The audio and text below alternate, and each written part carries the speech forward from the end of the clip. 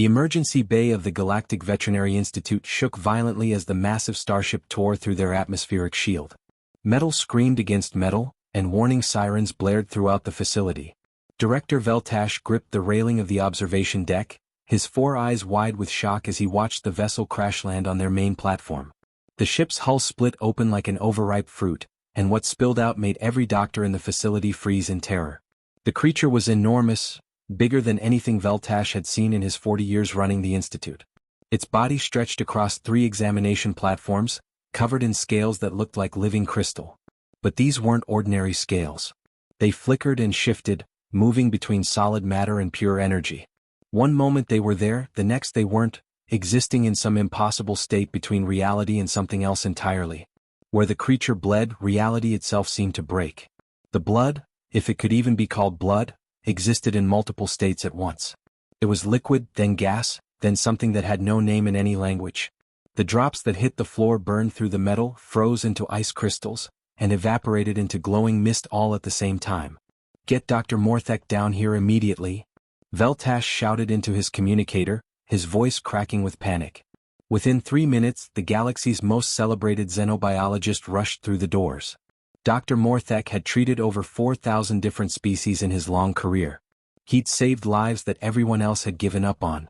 He'd written 12 textbooks that every medical student in the galaxy studied. But even he stopped dead in his tracks when he saw the creature before him. "By the ancient stars," Morthek whispered, his translator barely able to process the words. He approached slowly, his 6 manipulator arms activating scanning equipment that floated around him like metallic insects. The machines hummed to life, sending out waves of light and energy that washed over the dying beast. The results appeared on holographic screens and Morthek felt his blood run cold. "This is impossible," he said, his voice shaking. "The cellular structure contradicts itself. Look at this. The DNA, if we can even call it DNA, exists in 4 dimensions simultaneously. Nothing can exist in 4 dimensions and survive." More doctors arrived, representatives from a dozen different species, each one a specialist in their field. They gathered around the creature, deploying their own equipment, running their own scans. A Threnic surgeon checked the neural patterns. A Valerian chemist analyzed the blood. A Corthan physicist measured the dimensional fluctuations. Every single scan gave contradictory results. Every treatment protocol they simulated on their computers showed catastrophic failure rates of 99% or higher. Captain Threndax, the pilot who'd brought the creature in, stood off to the side. He was a grizzled veteran with burn scars covering half his face from decades of flying through dangerous space. But even he looked shaken. "We found it in the void between stars," he explained to anyone who would listen. "That dead zone where space itself breaks down. My crew picked up a distress signal, didn't even know what kind of signal it was, honestly. It was broadcasting on frequencies that shouldn't exist. And you brought it here to die," Veltash said, his tone more statement than question. "I brought it here because you're the best," Threndax replied. "If anyone could save it, I thought it would be you." But as the hours passed, that hope crumbled. The creature's vital signs, the few they could actually measure, deteriorated steadily. The brilliant light in its crystalline scales dimmed to ash gray. The dimensional rifts that crackled around its body grew weaker and weaker, like a candle flame guttering out. Morthek worked frantically, consulting databases from 1,000 worlds, sending urgent messages to colleagues across the galaxy. He tried every simulation, every theoretical treatment. Nothing worked. The creature's biology was so alien, so fundamentally different, that their most advanced medicine might as well have been primitive herbs and prayers. Finally, after 6 hours of desperate attempts, Morthek called an emergency council. 18 senior medical staff assembled in the observation deck above the dying creature. The mood was grim. Several of the doctors looked like they'd been crying. A few species present couldn't help but weep when faced with suffering they couldn't ease. "I've consulted every expert I can reach," Morthek announced to the assembled group. "I've run 7,000 simulations. I've analyzed every treatment protocol in our database." He paused, his mandibles clicking together in distress. "This creature's biology is completely incompatible with everything we know. We can't even understand how it's still alive, let alone how to save it." A Corthan doctor raised one of her tentacles.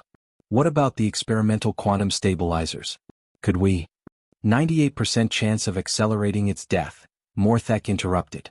"I already ran those numbers." "The dimensional anchor technology?" another suggested. would tear it apart at the molecular level. Question after question was asked. Answer after answer was the same.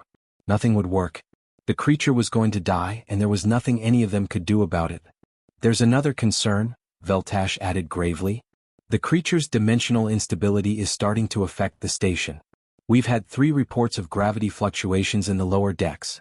One of our storage rooms partially phased out of normal space for 17 seconds. The implications were clear. Keeping the creature here wasn't just futile, it was dangerous.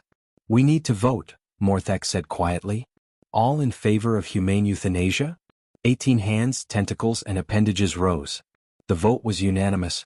Morthek felt like he'd swallowed stones. In his entire career, he'd never given up on a patient. But this wasn't giving up. This was mercy. The creature was suffering. Its body was breaking down in ways that had to be agonizing. Ending its pain was the kindest thing they could do. He prepared the injection himself, a quantum disruption formula that would gently unravel the creature's cellular bonds. It would feel like falling asleep, the chemists promised. No pain. Just peace. Morthek stood beside the massive head, the syringe hovering in one of his manipulator arms. The creature's eye, just one of its many eyes, opened slightly. It looked at him. And in that gaze he saw something that made his heart ache. Awareness. Intelligence. A plea for life that needed no translation. I'm sorry, he whispered in his own language, knowing the creature couldn't understand. I'm so sorry. He moved the syringe toward the creature's neck, finding the major vessel that pulsed beneath the scales. That's when the alarms blared. Unscheduled vessel requesting emergency docking.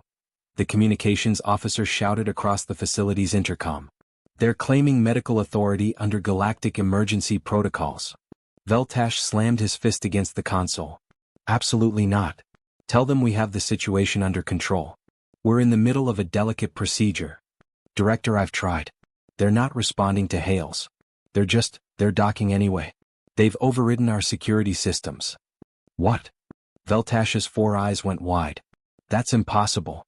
Our security is. The main airlock hissed open with a sound like steam escaping. Everyone in the medical bay turned to look. A human woman stepped through. She was small, ridiculously small compared to most of the species in the room. Barely over 5 feet tall in their measurement system, with a slight build that looked like it would snap in a strong wind.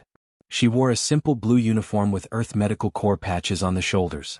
Her hair was pulled back in a practical ponytail, and her face was unadorned by any of the decorative modifications popular among galactic citizens. But her eyes, brown and sharp and absolutely fearless, swept across the room with the confidence of someone who knew exactly what she was doing. Behind her, 4 more humans followed, 2 men and 2 women, all dressed in the same simple uniforms, all carrying equipment cases that looked almost primitive compared to the gleaming technology filling the alien medical bay. The woman walked directly to Morthek, her footsteps echoing in the suddenly silent chamber. She glanced at the syringe in his manipulator arm, then at the dying creature, then back to his face. Dr. Morthek, I presume, she said calmly. I'm Dr. Rachel Foster, Earth Medical Corps. We monitored your distress beacon and came as fast as we could. Morthek's translator took a moment to process her words. Humans. The newest members of galactic society, barely 3 decades since first contact. Their medicine was considered adequate but primitive. They had nothing that could help here. Dr. Foster, he said, trying to keep his voice gentle, I appreciate your concern, but the situation is already resolved. We're administering final comfort care to end the patient's suffering. Rachel looked at the creature again. Her jaw tightened. She turned back to Morthek, and when she spoke, her voice carried steel beneath the calm. Doctor, with all due respect, we don't believe in impossible. The human team didn't wait for permission. They immediately began unpacking their equipment, and what came out of those cases made every alien doctor in the room exchange confused glances. Simple heart monitors with basic digital displays. Portable 4 stands that looked like they belonged in a museum. Stabilization equipment that seemed almost comically primitive compared to the quantum scanners and dimensional analyzers filling the alien medical bay. Dr. Morthek watched in growing disbelief as Rachel's team moved around the massive creature with practiced efficiency, completely ignoring the dimensional rifts that still crackled weakly around its body. Dr. Foster, please, Morthek said, his tone patient but strained. You don't understand what you're dealing with. This creature's biology operates on principles that are beyond our current understanding. Beyond anyone's understanding. Rachel glanced up from where she was connecting a monitor to one of the creature's appendages. Then stopped trying to understand it and just help it. That's not how medicine works. That's not how your medicine works, doctor. She adjusted a setting on the monitor. There's a difference. One of Rachel's team members, a tall man with dark skin and graying temples named Kevin Walsh, began placing adhesive sensor pads directly against the creature's crystalline scales. The scales flickered between states of matter under his touch, but he didn't flinch. Another team member, a woman with red hair tied back in a braid called Diana Price, started setting up an 4-line with basic saline solution, even though none of them had any idea if the creature could process liquid nutrition. Director Veltash descended from the observation deck, his frustration visible in the deep purple color flushing across his skin. This is utterly reckless. You're working completely blind. You have no data, no understanding of the patient's biology, no treatment protocols to follow. We've been working blind for thousands of years, Rachel replied calmly, checking the 4-drip rate. Humans spent millennia treating animals we couldn't communicate with. Dogs, cats, horses, we couldn't ask them where it hurt or how they felt. We had to learn to read their suffering without words. That's hardly comparable to. We did the same with our own children, Rachel continued, cutting him off. Before babies can talk, before they can point to what hurts, we learn to understand their cries. To recognize when a cry means hunger versus pain versus fear. We learn to heal without understanding, to comfort without comprehension. Morthek crossed his manipulator arms, a gesture of skepticism he'd learned from observing dozens of species. And your success rate with this intuitive approach? Rachel met his gaze steadily. We're still here, aren't we? Our species survived. We thrived. We made it to the stars using medicine that our ancestors would have called magic and you call primitive. The murmuring among the alien medical staff grew louder. Humans were known throughout the galaxy for their emotional decision-making, their tendency to act on gut feeling rather than solid data. It made them unpredictable allies and sometimes frustrating colleagues. But it also made them do things other species considered crazy, like volunteer for suicide missions or refuse to abandon lost causes. But Rachel's team wasn't trying to cure the creature. That much became obvious as Morthek continued to observe. They weren't attempting ambitious treatments or experimental procedures. They were simply keeping it comfortable. Stabilizing what could be stabilized. Monitoring what could be monitored. And completely ignoring what couldn't be understood. One of the humans, a young man with sandy brown hair named Brandon Cole, pulled up a chair beside the creature's massive head. He sat down like he was settling in for a long wait, and then he started talking. Hey there, big guy, Brandon said softly. I know you're having a rough time. We're here to help, okay? You just rest. Morthek blinked his 4 eyes in confusion. What is he doing? Providing presence, Rachel answered, adjusting another monitor. That's not a medical procedure. No, it's not. Rachel's voice was matter-of-fact. But sometimes presence is all medicine can offer. Sometimes just knowing you're not alone is the difference between giving up and holding on. That's sentiment, not science. Medicine is both, doctor. Your people seem to have forgotten that. Brandon kept talking to the creature, his voice a low, soothing murmur. He talked about nothing in particular, the weather on his home colony, how his sister made terrible coffee, the sound of rain on metal roofs. Just talking. Like the creature was a person who could understand him. And then something on the monitors changed. Morthek was the first to notice. He'd been watching the displays more out of professional curiosity than hope, but now he leaned forward, his eyes widening. The creature's vital signs, still chaotic, still contradictory, still making no biological sense, showed a microscopic improvement. 0.03% increase in cellular stability. It was statistically insignificant. Any proper scientist would dismiss it as random fluctuation or measurement error. But it was there. Undeniably present. How did you achieve that? Morthek demanded. Rachel looked at the monitors, then at Brandon, and a small smile crossed her face. We didn't. Brandon did. Watch. Morthek moved closer. Brandon had placed his hand against one of the creature's scales, his palm flat against the crystalline surface. And where human flesh touched alien crystal, the dimensional flickering slowed. The quantum instability decreased just a fraction. The effect was minimal, almost invisible, but measurable. Physical contact, Rachel explained quietly. Touch stabilizes it. We don't know why. We don't need to know why. We just know it works, so we do what works. This contradicts everything we understand about dimensional creatures, Morthek protested. Physical contact with dimensionally unstable matter should cause catastrophic resonance in both the toucher and the touched. The energy feedback alone should. Should and does are different things, Doctor. Rachel's voice was gentle but firm. Your theories say this shouldn't work. But reality says it does. Which one are you going to trust? Morthek found himself nodding slowly, a gesture he'd learned from humans during trade negotiations. The humans had a saying, the map is not the territory. Meaning that your understanding of something isn't the same as the thing itself. He'd always found it simplistic. Now he wondered if it was actually profound. The other alien doctors had been gradually filtering back to their regular duties, convinced the humans were wasting their time. But a few remained, watching with growing interest. A young Valerian intern named Sheska hovered near the monitors, her tentacles twitching with fascination. Dr. Morthek, she said hesitantly, the stability increase is maintaining. It's not degrading back to previous levels. He checked her readings. She was right. The tiny improvement wasn't vanishing, it was holding steady. For 6 hours, the creature had been in constant decline. Now, for the first time, that decline had stopped. It wasn't recovery. Not yet. Maybe not ever. But it was something. I don't understand this, Morthek admitted. You don't have to, Rachel replied. None of us understand it. But we're still going to try. The hours crawled by. The human team maintained their watch in shifts. Kevin took over from Brandon, sitting in the same chair, maintaining the same gentle contact with the creature's scales. He talked about his daughter's graduation, about the first time he'd seen Earth from orbit, about his favorite foods. Diana checked the 4 regularly, making tiny adjustments that probably didn't matter but maintaining the ritual of care anyway. Another team member, a stocky woman named Angela Torres, monitored the vitals with an intensity that bordered on meditation. And slowly, so slowly it was almost imperceptible, the creature's condition stabilized further.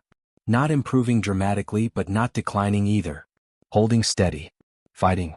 Morthek found himself unable to leave. He should have returned to his office, filed his reports, moved on to the dozens of other patients who needed his expertise.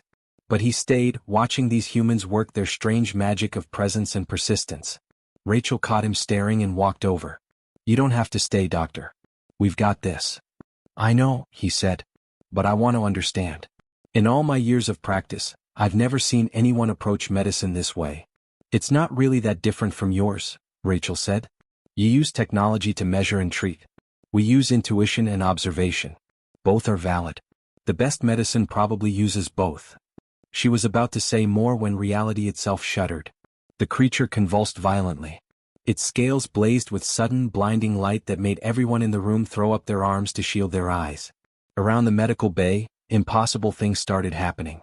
Shadows detached from the objects casting them and moved independently across the walls. Gravity fluctuated wildly. One moment everything felt twice as heavy, the next they were all floating a few inches off the floor. Sections of the wall flickered, becoming transparent, showing the void of space beyond, then solidifying again. Alarms shrieked throughout the entire facility. Red emergency lights strobed in chaotic patterns. Director Veltasha's voice crackled over every speaker in the station, distorted by the dimensional interference. Dr. Morthek, the creature's instability is cascading through the entire institute.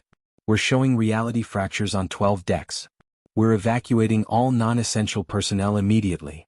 The director paused, and when he spoke again, his voice carried the weight of final authority.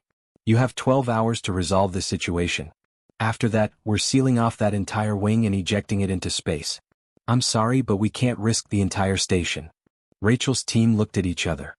Angela's face had gone pale. Brandon's hands were shaking. But Rachel herself stood calm in the center of the chaos, her hands still resting on the creature's heaving flank. Then we move it, she said simply. Move it where? Morthek asked, his voice barely audible over the alarms. To our ship. Your facility is too advanced, too clean, too sterile, too perfectly controlled. Maybe this creature needs primitive. Maybe it needs messy and imperfect. Maybe it needs human. Morthek stared at her like she'd suggested flying into a star. You're absolutely insane. Rachel smiled, actually smiled, despite everything falling apart around them. No, Doctor. I'm human. There's a difference. Moving the creature was the most dangerous thing Dr. Morthek had ever witnessed in his 40 years of medical practice. The logistics alone should have made it impossible. The beast weighed anywhere from 15 to 50 tons depending on which dimension its mass currently occupied, It stretched nearly 30 meters from head to tail, and reality itself bent and fractured around its body like broken glass. But the humans didn't seem to care about impossible. Rachel coordinated her team with military precision. Kevin, Diana, you're on the head section. Brandon, Angela, take the midsection. I'll handle the tail. Remember, constant contact at all times. If we break physical touch, the dimensional instability accelerates. We learned that the hard way, so don't test it. Understood, they replied in unison, already moving to their positions. Anti-gravity sleds were positioned beneath the creature's massive body, technology the humans had borrowed from the Institute since their own ship lacked anything that sophisticated. But even with the sleds bearing most of the weight, the humans had to guide the creature manually, their hands never leaving its flickering scales. This will never work, Director Veltash protested from the safety of the observation deck. His skin had turned a sickly yellow color with stress. The transfer corridor can't handle dimensional anomalies of this magnitude. The structural integrity will fail. Then we'll move fast, Rachel called back, not looking up from where she was securing support straps around the creature's tail section. Fast? It's a 30-meter creature. The corridor is 200 meters long. Even at maximum safe speed. Who said anything about safe speed? Rachel cut him off. She looked at her team. Everyone ready? 4 thumbs went up, a human gesture that had become common enough in galactic society that most species recognized it. Then let's move. On 3. 1, 2, 3. The anti-gravity sleds hummed to life, lifting the creature's bulk. Immediately, the dimensional distortions intensified. Where the creature's body hovered, space rippled like water. The metal floor beneath it aged 100 years in seconds, rust blooming across its surface. The ceiling above it turned to sand and rained down in streams. Light bent at wrong angles, casting shadows that pointed in directions no shadow should go. But the human team moved as one coordinated unit, guiding the sleds forward. Their hands stayed pressed against the creature's scales even as those scales shifted from solid to liquid to something that existed between states. They walked quickly, nearly jogging, keeping pace with the moving sleds. Morthek found himself following without consciously deciding to do so. He couldn't abandon this case, couldn't walk away from something so scientifically impossible. Professional curiosity had become something deeper, something he didn't quite understand yet. As the creature passed through the transfer corridor, chaos erupted in its wake. A section of wall simply vanished, revealing the machinery behind it. Another section crystallized into diamond-hard matter. The floor rippled like ocean waves. Emergency bulkheads slammed shut behind them automatically, sealing off the damaged sections.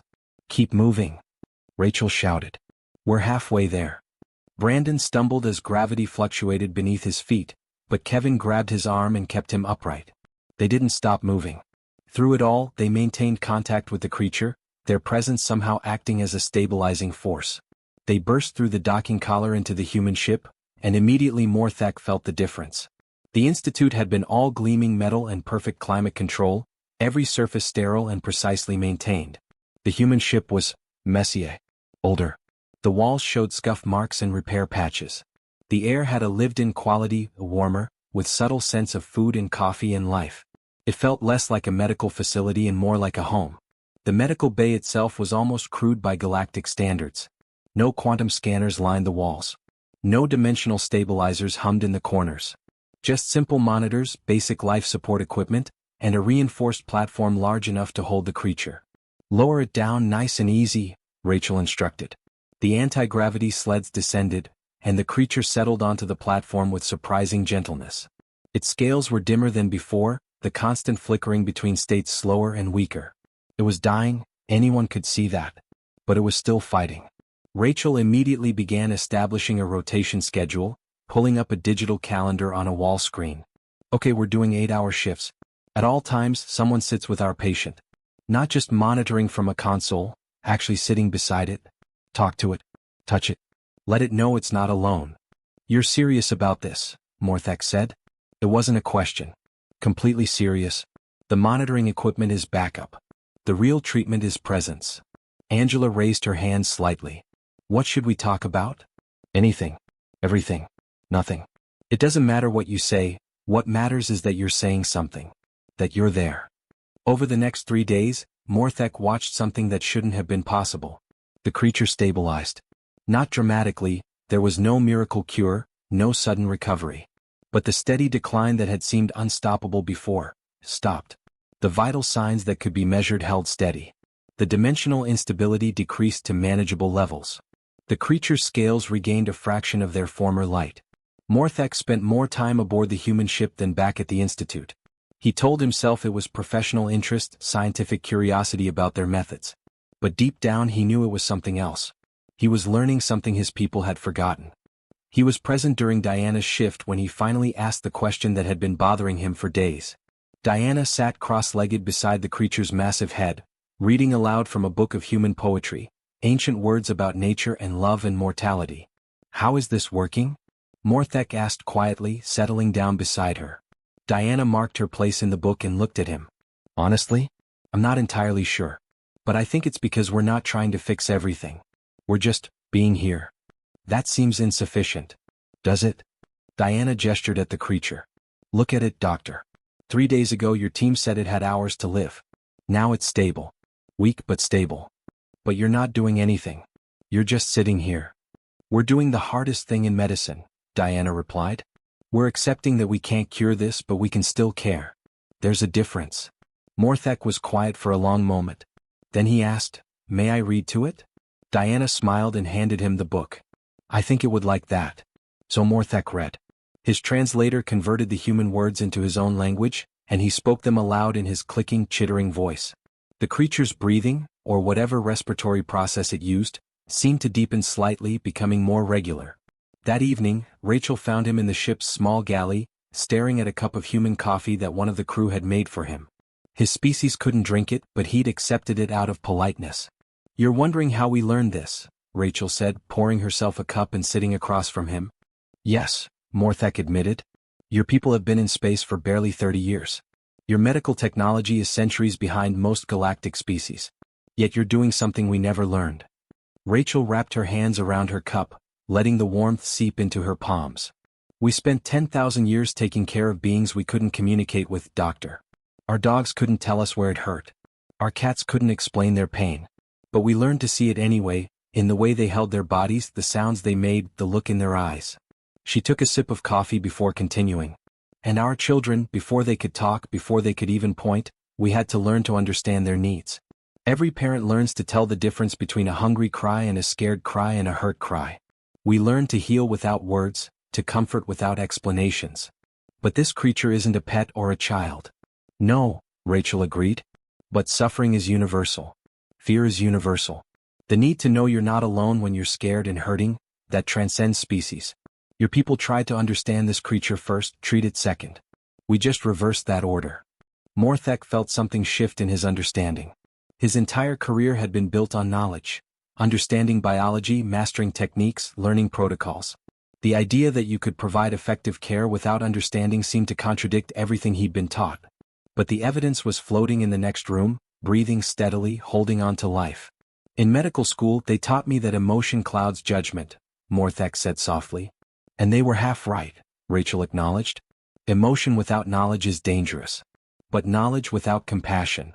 She trailed off, staring into her coffee. "Without compassion you get doctors who can cure a disease but lose the patient. Who can fix the body but break the spirit." Days turned into a week. The creature continued its impossibly slow improvement. Morthek found himself spending more time sitting vigil than analyzing data.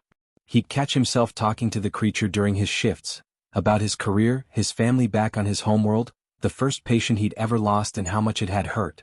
He was present during Kevin's shift 1 week after they'd moved the creature when it happened. The massive eye, one of many scattered across the creature's body, slowly opened. The eye was impossible to describe. It contained depth that shouldn't exist in a physical organ. Looking into it was like looking into deep space itself. Stars swirled within the pupil, galaxies spiraled in the iris. It was beautiful and terrifying and utterly alien.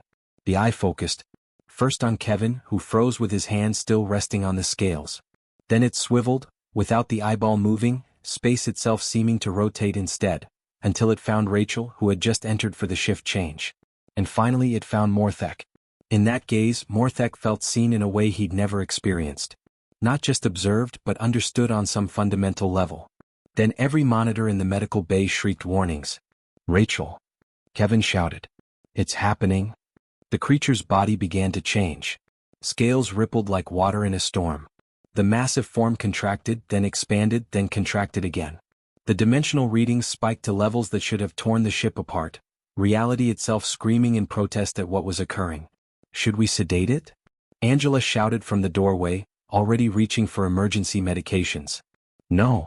Rachel rushed forward, pressing both hands against the creature's heaving flank. This isn't death. Look at the patterns, this is something else entirely. The transformation accelerated. The creature's body convulsed with such force that the reinforced platform beneath it cracked. Alarms blared from every console, each one screaming different warnings that competed for attention.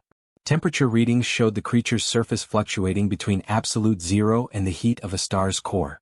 The dimensional sensors had given up entirely, displaying nothing but error messages in a dozen alien languages. But Rachel didn't let go. Her hands pressed firmly against the shifting scales, even as they changed texture beneath her palms. Solid crystal one moment, liquid mercury the next, then something that felt like touching electricity itself. Everyone maintain contact, she commanded over the chaos. Whatever this is, we don't abandon it now. Kevin and Diana moved to opposite sides, placing their hands on the creature's flanks. Brandon and Angela took positions near the tail. They formed a human chain around the massive being, their faces set with determination even though fear flickered in their eyes. Dr. Morthek's every instinct screamed at him to run. His medical training, his survival instincts, his rational mind, everything told him to evacuate immediately. The energy readings climbing on his portable scanner were apocalyptic. By every calculation he could make, the ship should already be a cloud of superheated vapor. Yet the humans stayed. So he stayed too. Dr. Foster, the energy release is exponential, he shouted, his voice barely audible over the screaming alarms. My calculations show that in approximately 4 minutes, the cascade will reach critical mass. The explosion will. Your calculations don't account for what we don't understand, Rachel interrupted, her knuckles white as she gripped the creature's scales. And right now there's a whole lot we don't understand. So stop calculating and help me. Morthek hesitated for only a heartbeat before moving forward.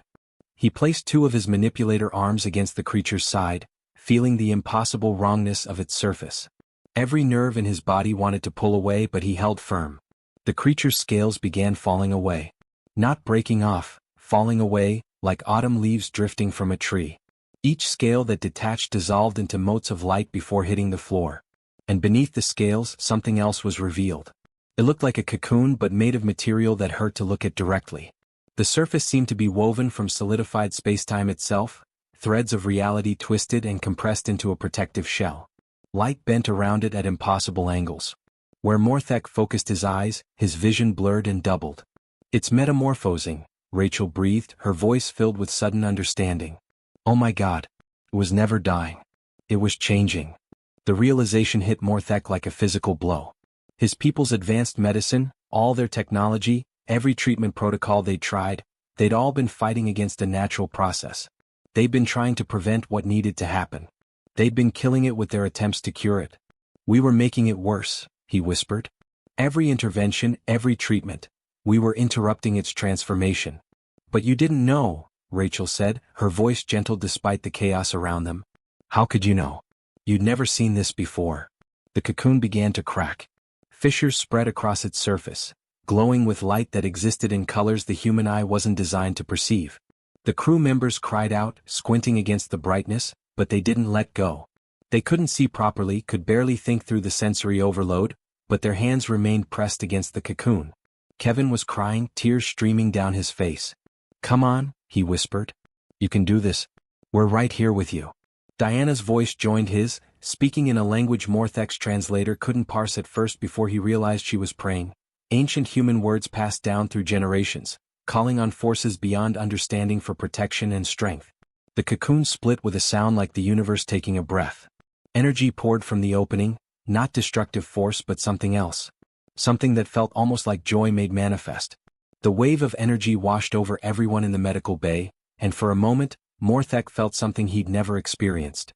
It was like seeing the birth of stars, like watching time flow backward, like understanding the first moment of creation. Then it faded, leaving only wonder in its wake. What emerged from the cocoon was smaller than the massive beast had been. Perhaps 6 meters long instead of 30. Its body was still crystalline, still existed in multiple states of reality at once, but there was a delicacy to it now. The scales were translucent, showing swirls of energy beneath like auroras trapped in glass. Its form was sleeker, more refined, with graceful curves instead of the brutal mass of before. And it was young. Unmistakably, heartbreakingly young. The being lifted its head with movements that were uncertain, almost clumsy. Its limbs trembled like a newborn animal's. The galaxy-filled eyes blinked slowly, taking in the world with the wonder of something experiencing existence for the first time. Rachel approached slowly, hand extended, tears now running freely down her own face. "Hello there," she said softly. "Welcome to your new life." The young being hesitated, its head tilting in a gesture of curiosity that was somehow universal. Then it pressed its forehead against Rachel's palm. The moment contact was made, Morthek gasped as images flooded his mind. Not quite telepathy, more like shared memory, like being handed someone else's experiences and understanding them instantly. He saw thousands of beings across the galaxy. Different species, different worlds, but all sharing similar symptoms. Bodies that seemed to be shutting down for no reason. Cellular structures breaking apart. Energy patterns going haywire. And in every case, doctors pronouncing the conditions hopeless. Families weeping as their loved ones were given comfort care before death. Except they weren't dying. They were transforming. Metamorphosing. Evolving into something new. And the galaxy's most advanced medical systems had been euthanizing them just as their transformations began. The vision showed Morthek his own people's hospitals. Patients he'd heard about in medical journals, famous, impossible cases that had baffled the greatest minds. He saw the compassionate doctors administering final injections, ending suffering with the best of intentions. He saw murder wrapped in mercy. The vision faded, leaving Morthek on his knees, his manipulator arms shaking. "How many?" he asked, his voice breaking. "How many did we kill?" The young being made a sound, soft and musical like wind chimes in a breeze. But the feeling it conveyed was clear. Too many. Far too many. Rachel had collapsed into a sitting position, her back against the wall, her face pale. "The architects," she said. "You're an architect." Morthek's head snapped up. "That's impossible. The architects went extinct 10,000 years ago. They built half the megastructures in the galaxy and then vanished without explanation." But even as he said it, he knew the truth. The architects hadn't gone extinct.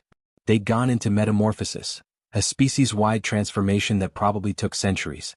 And when they'd sought help from the younger species around them, those species had done what they thought was right. They'd prevented the pain of a slow death. They'd exterminated an entire civilization with kindness. "They tried to transform," Morthek said, his voice hollow. "And we stopped them. We thought we were showing mercy." Angela had slid down to sit on the floor, her head in her hands. "Oh God. If it happened to the architects, how many other species?" The young architect touched its forehead to Rachel's palm again, and more images came. Not visions of the past this time, but of the present. Morthek saw beings across the galaxy right now, in hospitals and medical centers, being diagnosed with terminal conditions. But beneath those diagnoses, he could see the truth, the telltale patterns of metamorphosis that he'd been trained to interpret as system failure. They were still making the same mistake.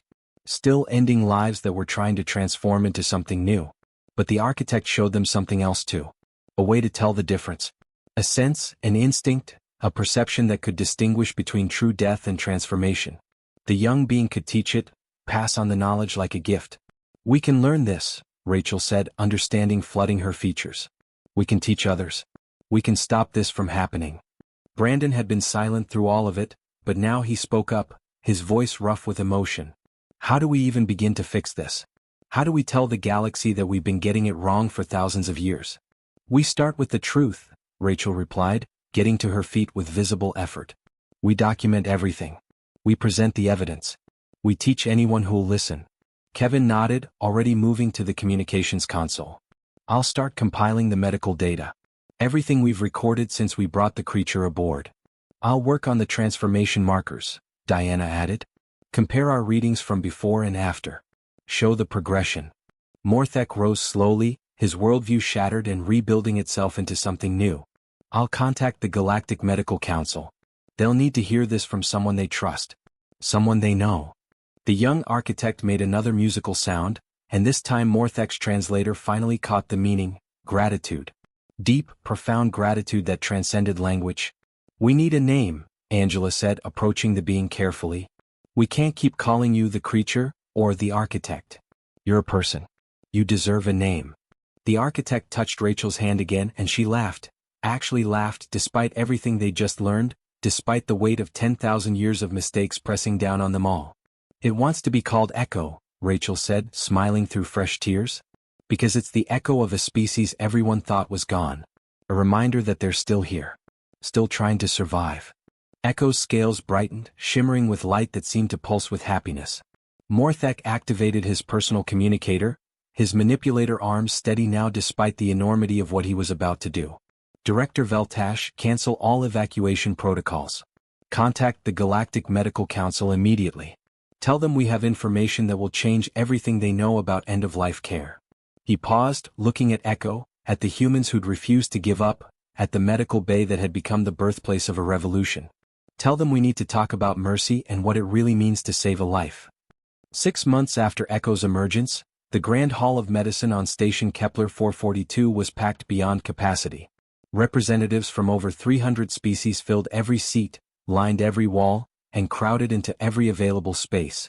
The air hummed with translation devices working overtime, converting the murmur of hundreds of conversations into thousands of overlapping languages. Dr. Rachel Foster stood backstage, her hands trembling slightly as she adjusted her formal Earth Medical Corps uniform. She'd given plenty of presentations before, but never to an audience like this. Never with stakes this high. Dr. Morthek placed one of his manipulator arms gently on her shoulder. They're ready. Are you? Rachel took a deep breath. Ready as I'll ever be. Let's go change the galaxy. They walked onto the stage together, human and alien standing side by side. The murmuring crowd fell silent. Every eye, sensor, and visual organ in the room focused on them. Thank you all for coming, Rachel began, her voice amplified across the vast chamber. 6 months ago we made a discovery that should terrify every medical professional in this room. It certainly terrified us. Behind them, the massive holographic display activated. It showed Echo's transformation in compressed time-lapse, from dying beast to metamorphosing creature to the young architect that had emerged. Gasps rippled through the audience. Several species had never seen an architect before. They'd been myths, legends from ancient history texts. This is an architect, Morthek announced, his voice carrying the weight of his reputation.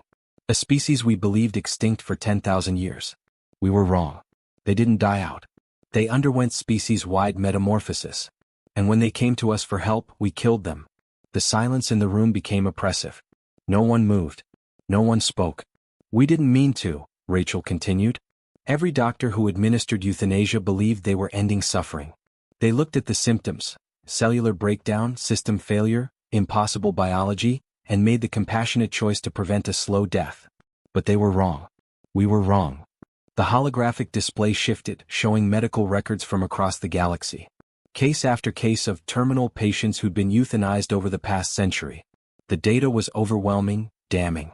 We've analyzed over 10,000 cases from the past 100 years alone, Morthek said.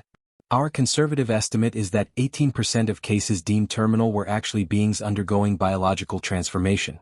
18%. Someone in the audience made a choking sound. Others sat in stunned horror, doing the math in their heads. 18% of 10,000 cases. Nearly 2,000 beings. And that was just 1 century. The implications for the past 10,000 years were staggering. Rachel advanced to the next display. We've now identified 47 distinct species currently undergoing metamorphic processes. Each one presents differently. Each one has been classified as suffering from incurable diseases. But they're not dying. They're changing. Images filled the screen, beings from across known space, each one in various stages of transformation. Some looked like they were melting.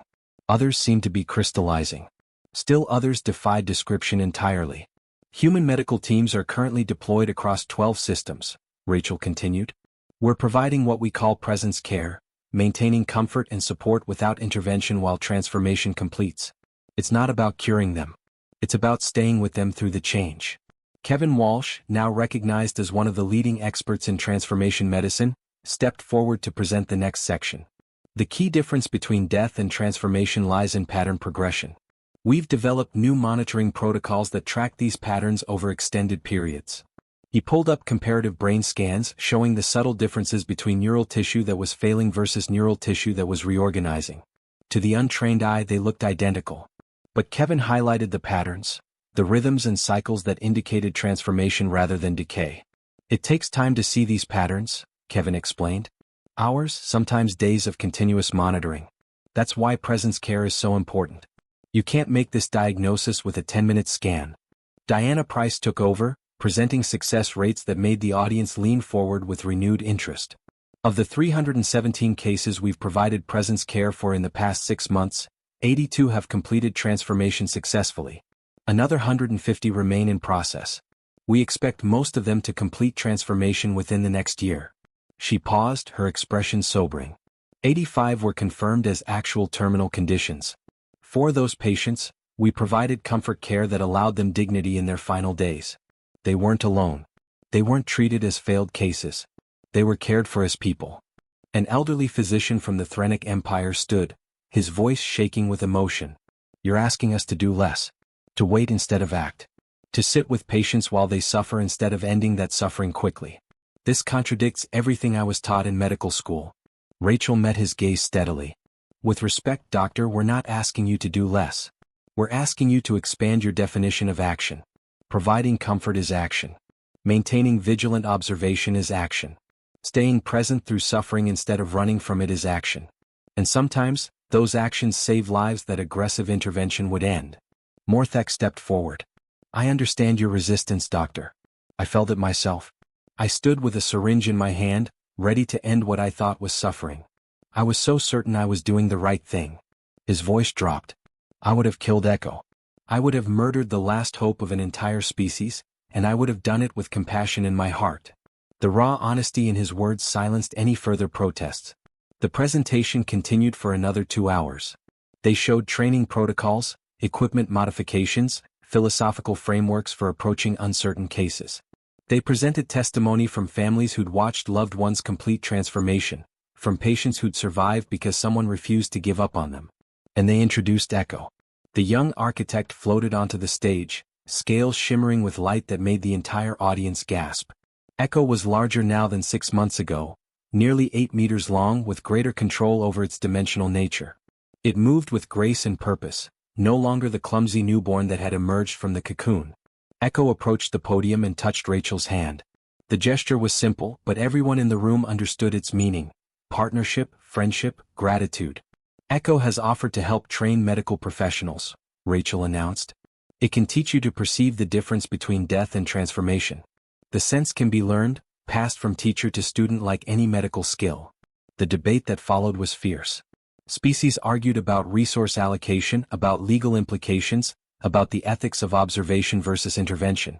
But by midnight, when the final vote was called, the compassion protocol passed with 73% approval. Medical schools across the galaxy would begin incorporating human presence care techniques alongside their technological training. The Galactic Veterinary Institute would be redesigned with entire wings dedicated to comfortable observation care. Echo would work with a team of educators to develop transformation recognition training. The galaxy's approach to medicine had fundamentally changed in a single day. 3 years later, Dr. Morthek stood in what had once been the emergency bay where he'd almost killed Echo. It had been completely transformed. Where sterile examination platforms once stood, there were now comfortable rooms with soft lighting and adjustable environments. Each room was designed for long-term presence care, with space for family members and medical staff to sit vigil together. He watched through an observation window as a young Threnic doctor sat beside a Valerian patient. The doctor wasn't running scans or administering treatments. He was simply there, one appendage resting gently against the patient's side, speaking in low, comforting tones. The Valerian's family watched from chairs nearby, their faces peaceful despite their loved one's condition. This was end-of-life care. True death, not transformation. But instead of dying alone surrounded by machines, the Valerian would pass with dignity, with presence, with love. Another window showed a Corthan physician maintaining vigil beside a metamorphosing being from a species no one had seen transform before. The doctor had been there for 6 days straight, working in shifts with colleagues, carefully documenting every change, keeping the patient comfortable through the process. They didn't understand what was happening, but they didn't need to. They just needed to be there. Rachel found Morthek at his usual spot. She looked older now, with more gray in her hair, but her eyes still held that same warm determination. "Thinking about the old days?" she asked. "Thinking about how close we came to losing everything," Morthek replied. "If your ship hadn't arrived when it did." "But it did. That's what matters." They walked through the facility together, past classrooms where students of every species practiced the art of presence. Past libraries filled with case studies and transformation records. Past memorial walls honoring those who'd been lost to well-intentioned mercy before the truth was known. In Morthek's office they reviewed the latest statistics. Over 3,000 beings saved through transformation protocols in 3 years. Comfort care protocols had given dignity to more than 6,000 others in their final hours. 73 species had been identified as having metamorphic capabilities that previous generations of doctors had never recognized. "The Council wants to give you the Galactic Medical Honor," Morthek said. "It's the highest recognition in our field." Rachel smiled. "I'll accept it on behalf of every human who learned to comfort a pet they couldn't talk to. Every parent who sat up all night with a sick child. Every person who held the hand of someone dying and stayed present through that fear. We didn't invent compassion, Doctor. We just remembered it was medicine too." A message arrived from Echo. The young architect had found 2 more of its kind, both in late-stage metamorphosis, both being cared for by human-trained medical teams. Soon there would be 15 architects in the galaxy instead of 13. A species coming back from extinction, one careful vigil at a time. Brandon Cole, now heading the Transformation Medicine Department, appeared in the doorway. "Dr. Foster, we've got a situation on Vendor Station. Unknown species, symptoms that look impossible, local doctors are calling it hopeless." Rachel was already reaching for her jacket. "Have they started euthanasia protocols?" "Not yet. They remembered the new guidelines. They're waiting for expert consultation." "Then let's not keep them waiting." Rachel looked at Morthek. "Want to come? Could be interesting." "Another impossible case?" "Obviously." Morthek felt that now familiar warmth spreading through his chest, the emotion humans called hope. "I'll prepare my equipment." As Rachel left to gather her team, Morthek stood at his window overlooking the training facility. Young doctors of every species sat with patience, learning presence, learning that sometimes the most powerful medicine was simply refusing to give up. The galaxy had spent 10,000 years perfecting the science of healing. It had taken humanity, stubborn, emotional, wonderfully human humanity, to remind everyone of healing's heart. And that had changed everything.